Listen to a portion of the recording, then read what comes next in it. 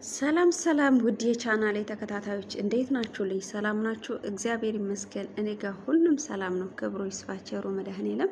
እንዴት ናችሁልኝ? ደህና ናችሁ? እግዚአብሔር ይመስገን እኔ አለሁላችሁ። ያው ተጠፋፍተናል እንግዲህ በቪዲዮ ብዙ መጥቼ አላቅም። ያው በስራዬ ነው እንግዲህ እየመጣው ያለሁት ማለት ነው። ፕራክቲስ እያደረኩኝ ነው። በተለይ በውጭ ሀገር ሆናችሁ የኔን ቪዲዮ የምታዩ ማለት ነው፣ ስፔሻሊ የመዳም ቅመሞች የሆናችሁ ልጆች ይሄ መልእክቴ ለእናንተ ነው ማለት ነው። ያው ዞሮ ዞሮ ሁላችንም ተሰደናል። እንግዲህ መሰደዳችን የተሻለ ነገር ፍለጋ ነገ ላይ ትልቅ ደረጃ ለመድረስ ራሳችንን ለመቀየር ኑሯችንና እንዲሁም ደግሞ ቤተሰቦቻችንን ለማገዝ ነውና ይሄ መልካም ነው። ሆኖም ግን ደግሞ ከሁሉም በላይ ቤተሰብ ያው መርዳትም አስፈላጊ ነው። ከቤተሰብ በላይ ደግሞ ለራሳችን ቅድሚያ ሰጥተን ራሳችንን መርዳት ያስፈልጋል ማለት ነው። ሁሌም እንደምለው ነው ማለት ነው። ያው ለምን አንዲት የአረብ ሀገር ሴት አገሯ ላይ ገብታ ቅባት መግዣ፣ ሳሙና መግዣ፣ ካርድ መግዣ ሊቸግራት አይገባም። እሷ እህቶቿን፣ ወንድሞቿን እንዲሁም እናት አባቶቿን እየረዳች ጥሩ ትምህርት ቤት እያስተማረች ጉልበቷን እየጨረሰች እነሱን ጥሩ ትልቅ ቦታ ላይ ለማድረስ እየለፋች እሷ ደግሞ ያው 4 ዓመትም 5ም ይሁን ከዛ በታችም ሊሆን ይችላል ወይ ከዛ በላይም ሊሆን ይችላል ብዙ ዓመታትን በማስቆጠር ከዛም በኋላ እሷ ሀገሯ ስትገባ ምንም ነገር አካውንቷ ላይ ሳይኖር ለቤተሰብም ልካዊ ቤተሰብም አጥፍተው ምንም ነገር ሳትይዝ አገሯ ገብታ ማልቀስ የለባትም። በዚህ በሰለጠነ በዚህ በቴክኖሎጂ ዘመን በዚህ ሁሉም ነገር ሁሉ በደጁ በሆነበት ነገር በስልካችን ብዙ ሙያቶችን መማር እንችላለን። ብዙ ጠቃሚ ነገሮችን እና ያው እኛ ማልቀስ የለብን መደሰት ነው ያለብን። ከዚህ ከመዳን ቤት ስንወጣ እስር ቤት ማለት ነው ሲጀመር ማለት ነው እና በእነሱ ቁጥጥር ስር ነው። እነሱ አድርጎ ያለንን ነው የምናደርገው። ወደዚህ ሂጂ ካሉ ወደዚህ፣ ወደዚህ ነይ ካሉ ወደዚህ። ስለዚህ ልክ እንደ እስር ቤት ማለት ነው። ከዚህ እስር ቤት ውስጥ ደግሞ ስንፈታ ነፃነታችንን አውጀን አይምሯችን ደስተኛ ሆኖ የራሳችን ስራ ኖሮን የራሳችን ሞያ ኖሮን በቃ ደስተኛ ልንሆን ይገባል ማለት ነው። ሀገራችን ላይ ገብተን በቃ እርፍ ብለን የሆነ የተወሰነች ቢዝነስ ነገር ሰርተን ራሳችንን መቻል። እኛ እኮ በአንድ ወር የምናገኘው ገንዘብ ኢትዮጵያ ላይ ቶሎ ላናገኝ እንችላለን። ስለዚህ ያንን በደንብ ሰርተን ጠንክረን ስቲል 100,000 ብር እኮ ያለው ሰው ጥሩ ነገር ሊሰራ ይችላል ካወቀበት ገንዘብ አያያዙ ማለት ነው። እና ቢዝነስ ደግሞ በአንድ ጊዜ አያድግም። ቢዝነስ በየሽዌ ትንሽ በትንሽ ነው የሚያድገው ቀስ በቀስ ማለት ነው። እና አሁን እኛ ችግር ምንድነው እዚህ አንዳንድ ቪዲዮዎችን አይተን በአንድ ጊዜ የምናድግ በአንድ ጊዜ የምንለወጥ ይመስለናል። አገር ቤት ደውልን ቤተሰብ ስናማክር ኧረ ኑሮ ውድ ነው፣ ምን ልታረጊ ትመጫለሽ፣ ምን ልታረግ ትመጣለ፣ ኑሮ እሳት ነው ብሎ ያስፈራሩናል ማለት ነው። ከዛን እንዴት እገባለሁ የሚል ጭንቀት ይይዘናል። እሱ ግን ሊሆን አይገባም። ብላክስ እንደ አንድ ሰው ሰርተናል፣ ለፍተናል፣ ደክመናል።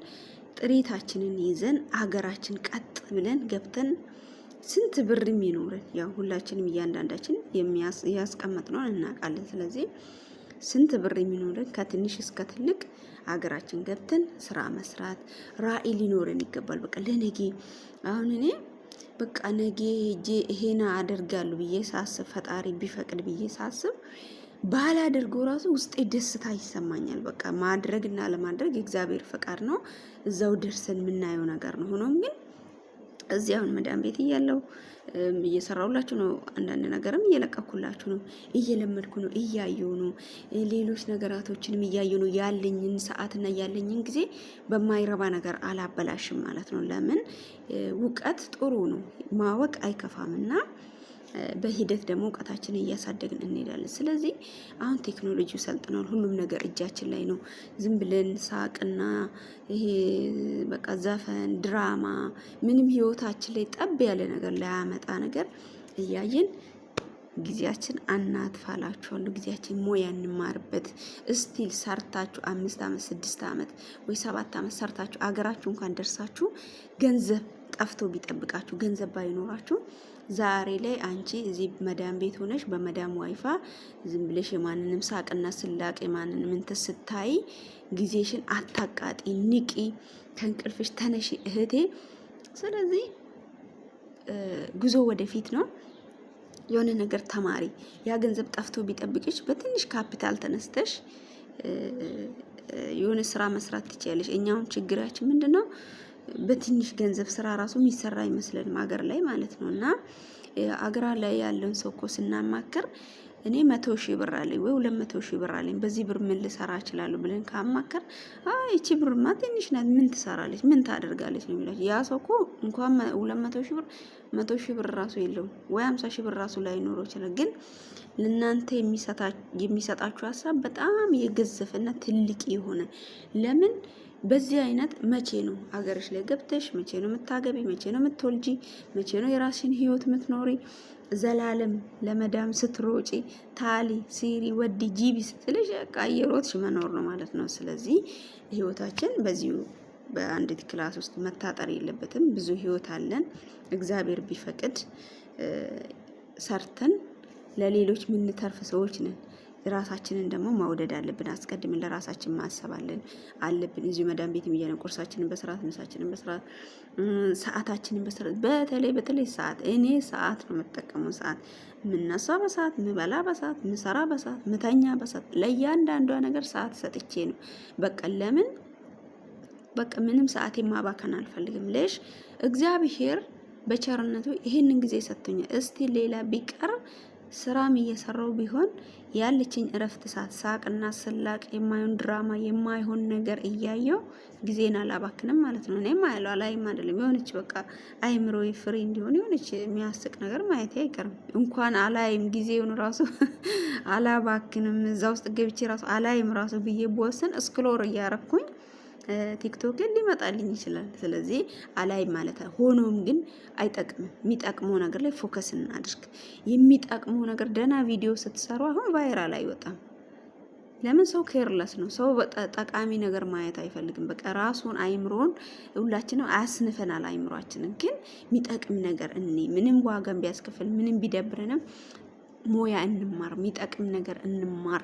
ብዙ አይነት ሞያዎች አሉ ቲክቶክ ላይ የሚሆን ሰርች ካረጋችሁ እንዲሁም ዩቲዩብ ላይ። ስለዚህ የመዳም ቅመሞች እንደው እኔ ደክሞኛል ጊዜ የለኝም አይመቸኝም ልንልንች በፍጹም እንደኛ እንደውም ጊዜ ያለው ሰው የለም። እውነቴን ነው የምላችሁ 100% እንደው ካላስ እኩል እናርግና 50% ይሁን በቃ እንደው ከ100% 50%ቱ አረ እንደውም 70 ይሁን በጣም ተወጥሮ ተጨምልቆ እንደዚህ ጭብቅ አርጋ መዳም ብትይዘው እንኳን 30% እንኳን ቢሆን የቤት ሰራተኝነት የሚሰሩ ከ100% 70%ቱ ጊዜ ያለን ማለት ነው። ግን ጊዜ ያለን አይመስልንም። ለምንድን ነው ጊዜያችን የምናባክነው? በመሳቅ የተለያዩ ቪዲዮዎችን በማየት የማይረባ ነገር በማየት ድራማ፣ ዘፈን፣ ማይጠቅም ነገር። ለወንጌል ጊዜ ይኑር፣ ለመዝሙር ጊዜ ለድራማም ቢሆን እንግዲህ አላስችል ካለ ጊዜ ለሱም ለእያንዳንዱ ሰዓት ለእያንዳንዱ ነገር ጊዜ ካለን ጊዜያችንን ከተጠቀም ዋይፋ ነፃ ነው። አሁን ምንድነው ብዙ ልጆችን አገኛቸዋለሁ እኔ በሄድኩበት ቦታ እንዴት ነው ምናምን ስላቸው ጊዜ የለንም እኮ አይመቸንም እኮ። ግን ቢያንስ በቀን ውስጥ 3 እና 2 ሰዓት ሊያርፉ ይችላሉ። እረፍት የሌላቸውም እንዳሉት ማለት ነው ሊያርፉ ይችላሉ። በዛን ሰዓት ምንድነው የምናደርገው? ያ ሰዓት 3 እና 2 ሰዓት በአንድ ጊዜ ባይኖረን አቆራርጠን ሊኖረን ይችላል። አንድ ጊዜ ግማሽ ሰዓት፣ አንድ ጊዜ ግማሽ ሰዓት፣ ጠዋት ግማሽ ሰዓት ካለን ከሰዓት ላይ ግማሽ ሰዓት፣ ማታ ላይ ግማሽ ሰዓት ሊኖረን ይችላል። እንዘን ቢያንስ 1 ሰዓት ተኩል እንኳን እረፍት ራሱ ቢኖረን በዚህ በ1 ተኩል ሰዓት እረፍታችን ራሱ ደህና ነገር መማር እንችላለን። በቃ አያችሁ ለምን ለነገ ህይወታችን አሁን ራሳችንን በቃ እንዲህ የሆነች ትንሽ ሰርክል ውስጥ እንዳለን ነገር ራሳችን በቃ ጥብብ አድርገን ማየት የለብንም። ነገ ለህይወት አለን ጋይስ፣ የራሳችን ህይወት አለን። የራሳችን የምንለው ነገር አለ። እዚሁ አንቀርም እኮ። እኔ እውነቴን ነው የምላችሁ ቢደክመኝ ራሱ ስለ ነገ ሳስብ በቃ ጉልበት አገኛለሁ። እግዚአብሔር ቢፈቅድ ነገ ይሄን አደርጋለሁ። እግዚአብሔር ቢፈቅድ ህይወቴ እዚሁ ቤት ውስጥ ታጥሮ አይቀርም። ሌላ ህይወት አለኝ። የኔ ህይወት ሌላ ነው፣ ይሄ አይደለም ብዬ የሆነ ሳስብ ጥንካሬ አገኛለሁ፣ ጉልበት አገኛለሁ፣ የበለጠ ውስጤ ደስተኛ ይሆናል። ይሄ የምሰራው ስራ ፍሪደም ይኖረኛል ማለት ነው። እና እግዚአብሔር ይመስገን አሁን እንግዲህ ወደ ሀገሬም ልገባ እየደረስኩኝ ነው ማለት ነው። እግዚአብሔር እየተመሰገነ ይሁን። እንግዲህ አሁን ቢያንስ ወይ 1 ወር ወይ 2 ወር ቢቀረኝ ነው እንግዲህ ወደ ሀገሬ ለመግባት። እግዚአብሔር አምላክ ክብሩን ይውሰድ። በቸርነቱ ጠብቆ ረድቶ መንገዴን ሁሉ አከናውኖልኝ እንደዚህም እኔም ልምምድ ሳረግ ሰለጥን ስለምድ ውጣ ውረዶች የሉትም ማለት አይደለም፣ ግን ቢሆንም ኔትወርክ ላይኖረኝ ይችላል። አሁን ራሱ ቪዲዮ ቀድቼ ኔትወርክ ያለበት ቦታ ሄጄ ነው ፖስት ማድረገው ማለት ነው። ምንም ነገር እኔ ለስራዬ በቃ ቦታ ሰጣለሁ፣ አላማ አለኝ ብለን ካሰን ምንም ነገር ይሁን አንበገርም። በቃ ምንም ነገር ይሁን ማለት ነው። በቃ እኔ አሁን ችዬ አይደለም እዚህ አሁን ቲክቶክ ላይ ገባለሁ። እነዚህ የሚሰሩትን ልጆች አያቸዋለሁ። እነሱ ሳያቸው እንዴ ለምን አልችልም? እኔ ለምን አልሞክርም?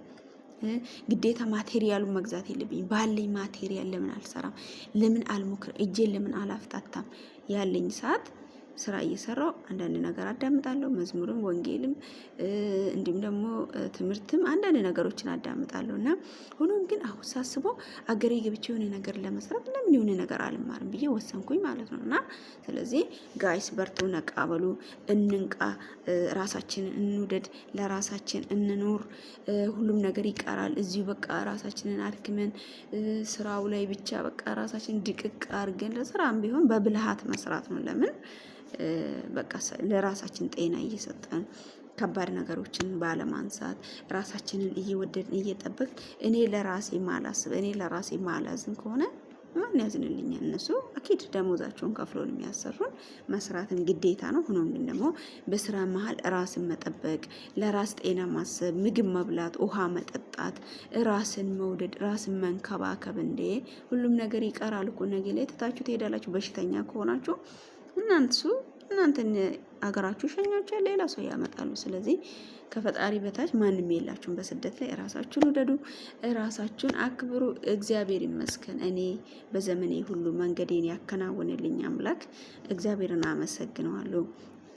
ብዙ ፈተናዎች ቢኖሩም ከዛ መሀል ደግሞ እግዚአብሔር ረድቶኝ መንገዴን አከናውኖልኝ ይሄው ወደ ሀገሬ በሰላም ልገባ ነው።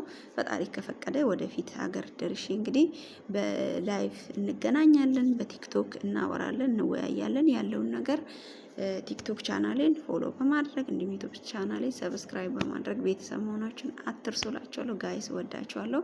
ለምን እውነቴን ነው የምላችሁ፣ እኔ ስላልተጎዳውኝ የሌላኛው እህቴ ጉዳት ይሰማኛል፣ ያሳዝነኛል። በቃ ሁሉም ነገር እድል ነው። እግዚአብሔር አምላክ ደግሞ ከፈተና በኋላ መልካም ነገር ስላለ፣ ጥሩ ደስታ ስላለ፣ ጥሩ ህይወት ስላለ ብትፈተኑም ለበጎ ነው። ጸሎት አድርጉ፣ እግዚአብሔርን ያዙ። በሀዘናችሁ በለቅሷችሁ ሰዓት ፈጣሪያችሁን ያዙ፣ እግዚአብሔርን አስቡ።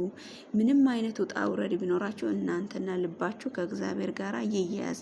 ሌላው ከውጭ ያለው ነገር ይረግፋል፣ እሱ በእናንተ ላይ ያልፋል ማለት ነው። ወደ ልባችሁ አይገባም። እግዚአብሔርን ያዙ፣ ጸሎት አድርጉ። በሰላም እንደወጣችሁ በሰላም ለመግባት ሁሉም የእግዚአብሔር ፈቃድ ነውና ጋይዝ በርቱልኝ፣ ጠንክሩ። በእውነት የመዳን ቤት የምትሰራ ልጅ ተብላ ገንዘቧን ወንድ በላት፣ ገንዘቧን በቤተ ክርስቲያን ስም ለቤተ ክርስቲያን ሰጥታ ገንዘቧ ተበላ። በሃይማኖት ስም በፍቅር ስም እንዲሁም ደግሞ ለቤተሰብም ልካ በቃ መቼ ነው የምንነቃው? እኛ አስተዋይ ልንሆን ይገባል። መጽሐፍ ቅዱስም እኮ ይላል እንደ እባብ ብልህ ሁኑ፣ እንደ እርግብ የዋህ ሁኑ ነው የምለው። ብዙም ሁሉም ነገር አመዛዝንን ማየት አለብን። ስለዚህ ለእግዚአብሔር የሰጠነው እግዚአብሔር ውለታችን መቼም ቢሆን አይረሳም። እና ስጦታችንን እሱ እንደ ሰው አይደለም በብሩህ ገጽ ነው የሚቀበለው። ሆኖም ግን ልናስተውል ይገባል። ቤተሰብን በልኩ ረድተን ለቤተ ክርስቲያናችን የሚገባውን አስራት ሰጥተን ራሳችንን ደግሞ ከምንም በላይ ወደንና አክብረን ከማንም በላይ ለራሳችን ማሰብ፣ ራሳችንን መውደድ። ለጌታ ምን ብንገባ መውደቂያ ላይ ኖረን ይችላል። ስለዚህ ራሳችሁን ውደዱ፣ ራሳችሁን ጠብቁ። እግዚአብሔር አምላክ ሁላችሁንም በሰላም ለሀገራችሁ ያብቃችሁ፣ መንገዳችሁን ይባርክላችሁ። እና እኔ እግዚአብሔር ይመስገን እንግዲህ ፈጣሪ ረድቶኝ እዚህ ደርሻለሁ። ውጣ ውረዶችን ቢኖሩ እግዚአብሔር ክብሩን ይውሰድ። ጠንክራችሁ ነገ ላይ ሌላ ህይወት እንዳላችሁ አስባችሁ እግዚአብሔር አምላክን እያመሰገናችሁ እየለመናችሁ ጸሎት እያደረጋችሁ በርቱ እላችኋለሁ። እንግዲህ ቤተሰቦች ያልሆናችሁ የኔ ቤተሰብ ያልሆናችሁ ቤተሰብ መሆናችሁን አትርሱ። አሁን ኔትወርክ ስለሌለኝ ነው። እግዚአብሔር ቢወድና ቢፈቅድ በሰፊው አገሬ ገብቼ ላይቭ እንገባለን፣ እናወራለን፣ እንመካከራለን። እግዚአብሔር የነገ ሰው ይበለን። እግዚአብሔር እድሜ ይስጠን።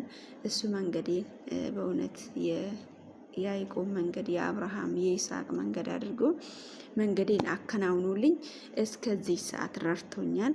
አመሰግነዋለሁ። እኛ ሁላችንም ጻድቅ ሆነን አይደለም። እኛ እግዚአብሔርን ከተጣራን እግዚአብሔር እንደሰው አይደለም፣ አያንቀላፋም፣ አይተኛም። አቤት ይለናል፣ ይሰማናል፣ ያየናል፣ ይመለከተናል።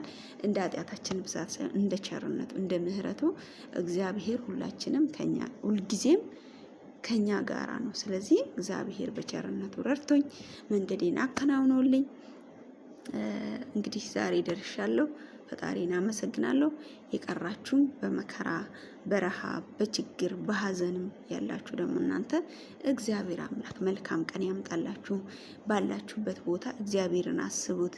እግዚአብሔር ሁሉን ይችላል። እግዚአብሔር ሁሉን ማድረግ ይችላል። በተዘጋ ቤት ውስጥ በር ሳይከፍት የሚገባ አምላክ ነው። ስለዚህ ጸሎት አድርጉ፣ በርቱ፣ ጠንክሩ፣ ተስፋ አትቁረጡ፣ ህይወታችሁን አታጥፉ። ጠንክራችሁ እግዚአብሔርን ይዛችሁ በደስታ በሰላም ለሀገራችን ሁላችንን ያብቃን እላችኋለሁ። ጋይስ በጣም ወዳችኋለሁ፣ አከብራችኋለሁ። ስለምትከታተሉኝ ቴንክ ዩ ሶ ማች ባይ